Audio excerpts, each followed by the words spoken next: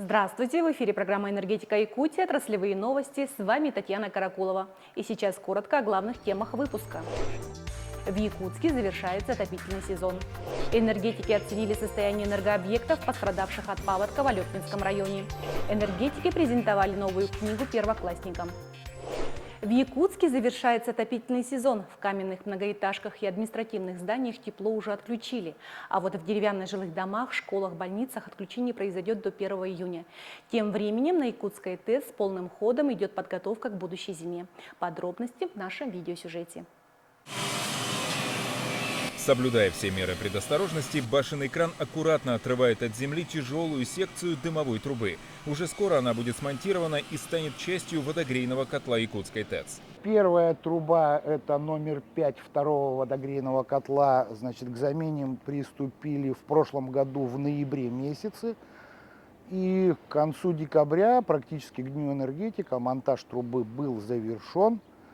Вот. По третьему водогрейному котлу, это дымовая труба номер 6, приступили к шестой трубе уже в апреле 2024 года. Обе трубы высотой 55 метров от земли исправно прослужили положенные четверть века. Все годы они работали в экстремальных климатических условиях. Их демонтаж не сказался на качестве поставляемых потребителям услуг. Сейчас на Якутской ТЭЦ в разгаре ответственная пора. Идет масштабная ремонтная кампания по подготовке к зиме. Отопительный сезон официально завершен. Сразу же после остановок мы подготавливаем тепловые сети к гидравлическим испытаниям, тем самым выявляя слабые места, которые у нас есть и могут произойти. После этого будет уже произведена ремонт того оборудования, которое запланировано. Это техническое обслуживание водогрейных котлов и их консервация. Якутская ТЭЦ – старейшая из действующих электростанций в республике. Она работает с 1937 года и с тех пор постоянно развивается. Оборудование всегда современное, но главное, что объединяет энергетиков всех времен – это необходимость качественно готовиться к сезону пиковых нагрузок. Планы у нас большие, мы планируем и по магистральным сетям отработать, и по квартальным. По ремонту основного оборудования в этом году у нас только один паровой котел. А в целом, как всегда, ремонтная кампания обещает быть очень такой интенсивной, короткой, как обычно, потому что лето наше короткое, ну и, надеюсь, плодотворной. Прошедшая зима для коллектива Якутской ТЭЦ, как и предыдущие, запомнится надежностью. Безаварийным должен быть и новый отопительный сезон, а это значит, что каждый день короткого лета будет полностью посвящен ремонтной программе. К новому сезону пиковых нагрузок идет подготовка и на главном источнике электрической генерации Якутской ГРЭС. Здесь ремонтные работы начали еще в марте. Первый большой плановый ремонт ушла газотурбинная установка ГТУ номер 3. В конце мая к ней присоединилась ГТУ-4. Работы масштабные, они станут гарантом надежной работы станции в зимний период. Помимо оборудования запланирована работа по подготовке персонала к отопительному периоду предстоящему, проведение тренировок противоаварийных и подготовка персонала. Вот, поэтому планы составлены, в принципе, работаем в плане, пока на предстоящий момент каких-либо проблем по подготовке нет. Энергетики оценили состояние энергообъектов, пострадавших от паводка в Алекминском районе. Генеральный директор Якутскэнерго Гаврил Алексеев посетил пострадавшие села и осмотрел объекты энергетики. Он поручил директору ЗЭС Алексею Аникину взять под личный контроль проведение восстановительных работ.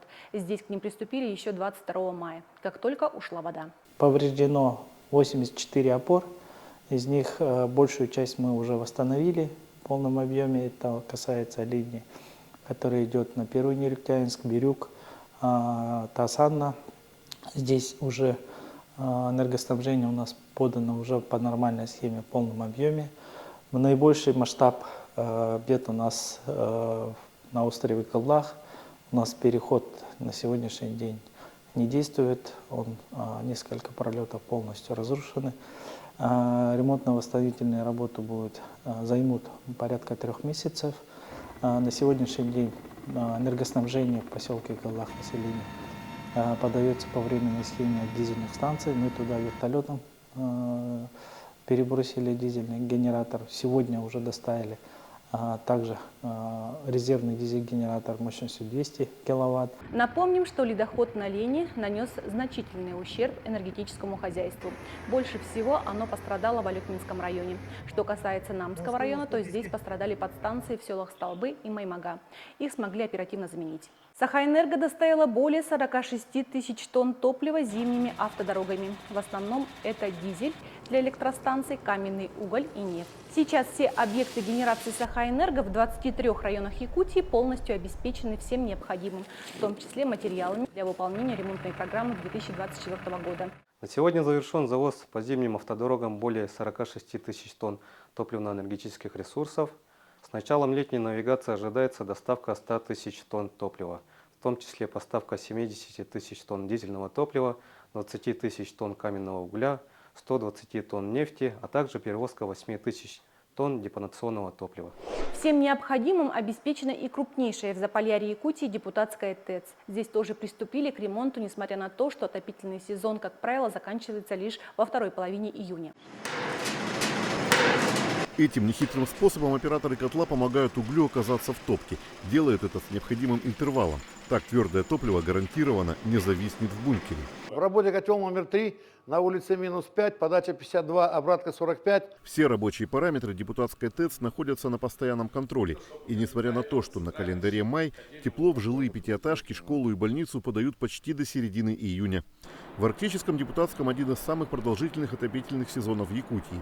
А это значит, что к новой зиме здесь готовятся, не дожидаясь полной остановки энергообъекта. Следующий сезон зависит от того, как мы к нему подготовились. Поэтому любая ремонтная программа, подходим к ней как бы во всеоружии. В этом году у нас она не такая обширная, как вот, например, в прошлые года была. Но опять же, у нас очень много работ по основному вспомогательному оборудованию. Депутатская теплоэлектроцентраль одна из уникальных в России. Она стала работать в качестве экспериментальной в 2010 году на базе поселковой котельной. С тех пор, помимо тепла, в период пиковых нагрузок ее оборудование вырабатывает мегаватты электричества. Это обеспечивает так необходимую для этих мест надежность. А это уже ровный гул двигателей местной дизельной электростанции. Они берут на себя основную электрическую нагрузку. При этом работают в единой с депутатской ТЭЦ локальной энергосистеме. Сейчас здесь тоже все усилия направлены на ремонт. На данный момент у нас задачи это по ремонту линий. И также у нас стоят несколько дизелей в ремонте. Это достаточно хорошие машины, которые очень выручают нас.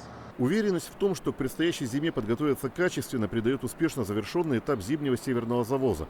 Во все населенные пункты, подконтрольные Янским электрическим сетям, в полном объеме доставлены запасные части и топливо. Основная цель ставилась на период действия автозимников. Это прежде всего доставка ТЭР. Значит, на сегодняшний день задача выполнена. Мы завезли по всем поселкам. До следующего, грубо говоря, открытия автозимника, до января 2025 года, мы спокойно обеспечиваем необходимым количеством ТЭРа. Плюс с города Якутска доставлено было в течение января-марта месяца все необходимые материалы ТМЦ для функционирования бесперебойного наших объектов на территории района. Но даже при полной комплектации всего необходимого многое зависит от людей, а они здесь надежные. Основные специалисты с большим стажем работы и готовы к решению сложных задач. Ведь за плечами наработанный годами опыт по самостоятельной настройке и доработке во многом уникальной депутатской ТЭЦ.